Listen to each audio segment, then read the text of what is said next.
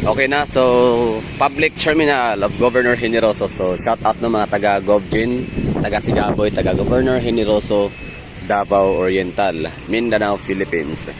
Kibali, ito yung lugar ho ninyo, ang ganda. Tapos sa mga hindi taga Governor Generoso, itong lugar na to ay matatagpuan no, sa pinaka Gulf area ng Davao. Para sa pinakadulo na siya no. Pinaka-pointed, pinaka-tip. Anyway, makikita naman natin mamaya sa illustration sa Wikipedia. Pagkatapos, itong lugar ng Governor Generoso ay ano siya, tinanan natin no. So yung trivia tayo dito. So syempre gino-google natin yan. So pwede rin yung i-google kasi baka malay natin hindi tayo parehas ang Google Translate na mga Googles dyan no. Iba ang translation tapos iba yung ano natin dyan, yung mga status kasi ito sa aking binasa ngayon lang ay 2020 pa lang ang kanyang status na nakuha natin. Diba? So ikot muna tayo ha. Yan o, Sigaboy, Governor Generoso, Davao Oriental. Ganda ng ano nila, ng lugar, napakapayak na bayan. Ay ibig sabihin yung ano ba, parang payak ba is yung ano, yung term, ang tinutukoy ko doon is yung tahimik no. Napaka peaceful. Walang ingay, walang gulo. Diba? Ganda ng ipapawid nila. Blue kung blue talaga yan. Tapos ang ganda ng mga bukiding bahagi ng Sigaboy, talagang green and clean.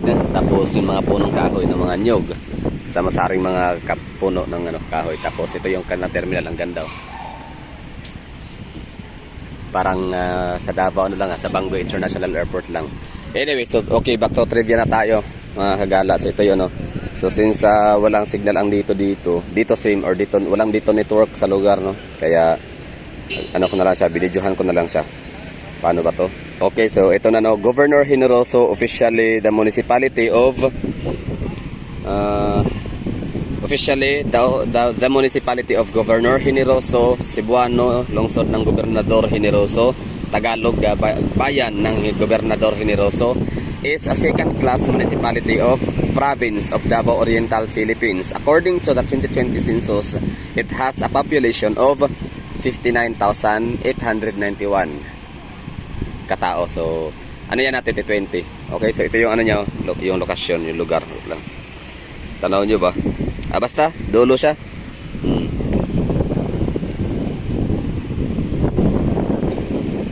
Pwede yung i-google search dyan. Magandang lugar nila no, situated talaga sila sa Pacific Ocean no, fronting.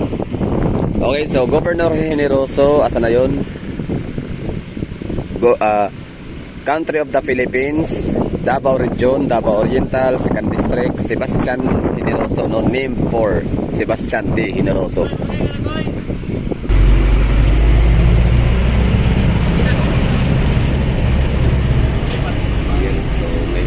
Police inspection dito. So kung walang seatbelt, huli ang driver, multa. So magaling ang Governor Generoso kasi meron talaga silang mga municipal ordinance. Okay, asa na ba yun? So tuloy natin yun. Bali, it's formerly known as Sigaboy. The municipality is named after Sebastian T. Generoso, a former governor of Davao Province. Okay, kailan ba ito? Anong year? Na wala man nakalagay. Tapos Niangas, Indonesia. Asan na yung tatalo? Balikan natin yun.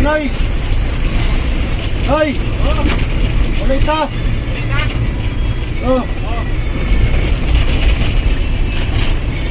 Maryland Academy.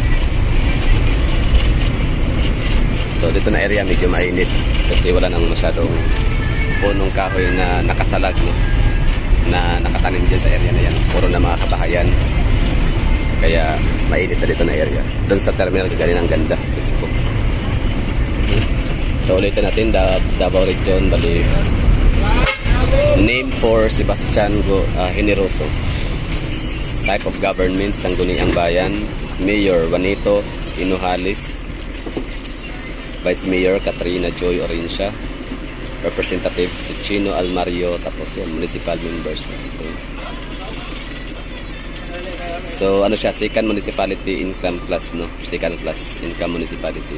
Tapos meron siyang revenue na 270 million. So hindi pa sila billionaire. Sabagay, second income plus lang. Na sa amin second income plus is hindi pa yan talaga mag-billion, no.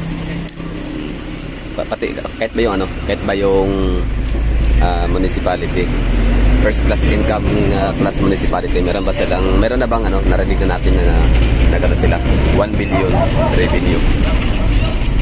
Mukhang wala, no. Matik yan city na yan kapag nagkataon. Ang ganda ng bukid, oh. Bundok. Nice. Ayan na yan, Governor Generoso, no. So, ano pala siya? Ito yung history niya. Before the World War II, Francisco Dorico Serrano, son of Saturnina King, founder of Gambaleon, San Isidro, was the mayor of the undivided Governor Generoso until the time when Philippines was independence. He took down the American flag and raised the Philippine flag with so much honor. Ito na yung Atibanban. Ito yung commercial district nila sa Governor Generoso. Dito mo na makikita lahat-lahat. Fishports, seaports.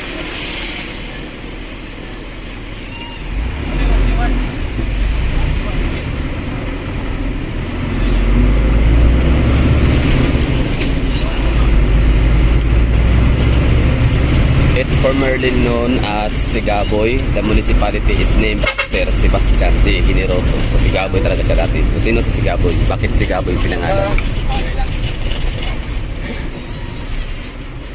Also known as Isla de las Palmas, is located directly southeast of this municipality. Before and after, yun na yun.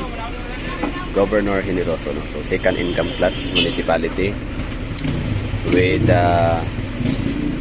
almost 60,000 people or 60,000 population. Pero yun ay sa 2020 pa lang, no? Ibig sabihin 3 years ago na nakalipas. So malamang nadadagdagan na to. Baka nasa mga 100,000. In 3 years, 40,000 kagad yung nadagdag. O malay natin, di ba? So meron silang 7-Eleven, dalawa. Isa doon sa may municipal hall nila, tsaka isa din dito. Yun, may durian din pala. Di ba kasi pag sinabing Davao Region, no? Anong probinsya kaya sa Davao Region ang walang durian?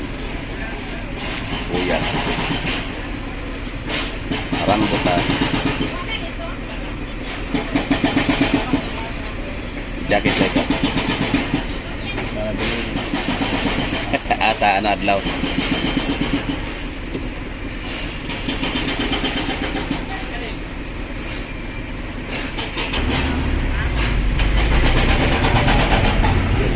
Yan.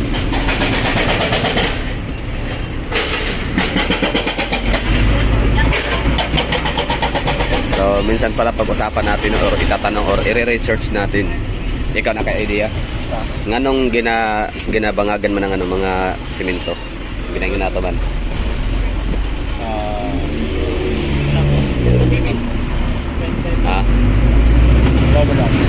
Wala ka balo? Sirit? Okay. Siya ito ng assignment natin yun kung bakit yan pinubutasan. Wala.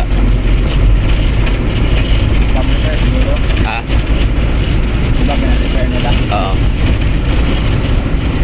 Para bangag-bangagan para bulduson, para dali lang bulduson, no? Para pag nabuldos siya, ma-ilis na siya bago, no? Pero magitong itong legit na information makuha natin. Kasi dati ba perfect, magagalit.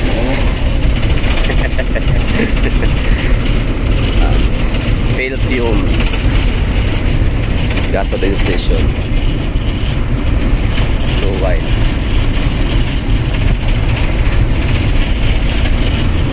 So yun na, bali from terminal, tapos napadaan tayo sa kanilang Tibanban. So tapos na yung Tibanban area, kung saan na commercial area ng Governor Generoso, sentro ng kalakadan. So next natin ito ngayon ay ang perfect view, no? So kapag di na ako magkasalita, hindi ko na sa lang, kapag back, fasten your seatbelt and relax lang. Tapos i-enjoy nyo ang palabas. Kasi ang ganda talaga sa mga susunod na mga eksena na ito. Kasi dadaan tayo ng napaka-tabis na seawall in the coastal area ng Governor Generoso. Ikaw, kapila ni mga ni Governor Gobjin. Ikapilan mo nga ni ikapilan kadaghan na. So asa gid na kay ano kanang pinakapaborito nga lugar, kanang madaagyanan lang dalan Wala siya. Paliko. Tapos makita niyo mga paliko. Barko, Paliko o kuan murag barangay Tamban yata to siya. Paliko no na seawall no port. Oh, na seaport may mga barko. So yun no, bali ang susunod nito ng mga eksena ay kapaka-panabik. Kaabang-abang no. So abangan ang kaabang-abang na eksena nito after siyempre ato Don E. Chicote Elementary School.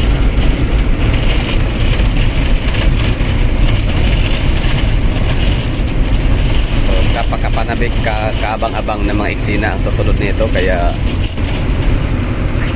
fasten your seatbelt and sit back, just relax, just enjoy the show. Kasi yun na nga, ang ganda ng mga madadaanan nating daan. Sabi nga ng kasama ko dito, yun daw ang Paliko na gilid ng dagat, yung seawall, coastal road, tapos nakikita yung mga sa unahan, sports and seaports. So sana ma-enjoy nyo, no? At sana meron kayo natutunan sa mga pabrevia, no? Kayo ba'y napapawaw? Ganun, napapawaw ba kayo sa, sa facts and history ng Governor Generoso? So, let me know in the comment box below. So, yun lang, no? Ito na, simula na. Magandang senaryo. Bye-bye and yun. Notok tayo, notok sa susunod. Magkasalita pa rin naman, pero konti lang. Try natin.